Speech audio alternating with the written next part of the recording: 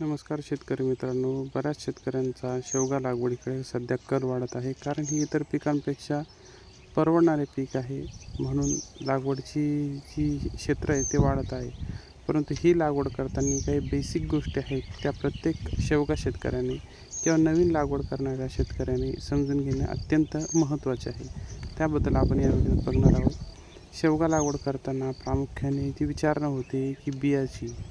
मित्रांनो, शेवगा लागवडीसाठी बी हे शक्यतो ओळखीच्या शेतकऱ्याकडून घ्या. ज्याचा पहिले प्लॉट आहे तिथं प्लॉट बघून या. त्याने बियासाठी झाडं सोडलीत का, सोडलेल्या झाडांवरचंच बी घ्या. निव्वळ गोळा केलेलं बी जमा करून आणू नका.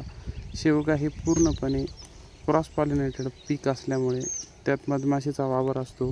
प्रत्येक मधमाशी इकडून तिकडे नर फूल मादी फूल एकाच फुलात असते, तरी त्यांचा मॅच्युरिटीची जी वेळ असते ती मॅच्युरिटी वेळ वेगळी असल्यामुळे त्याच्यामध्ये क्रॉस पॉलिनेशन होतं आणि बियामध्ये विविधता आढळून येते.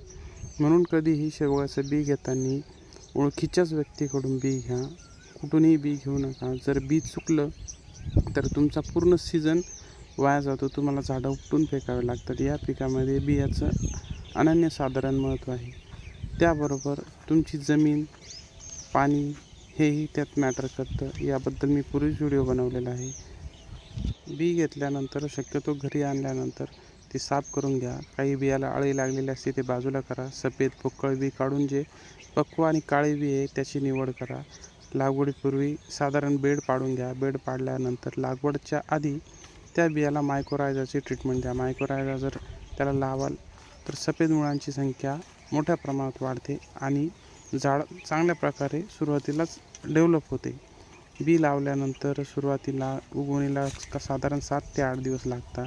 त्यावेळेस जी विशेष काळजी घ्यावी लागते त्याबद्दल नंतर मी व्हिडिओ टाकेलच. परंतु सुरुवातीला लाल मुंग्यांची प्रकर्षाने काळजी घ्या. कारण निघालेले कोवळे कोंब हे लाल मुंग्या कतरून टाकतात आणि बियाणं तिथंच आपलं वाया जातं.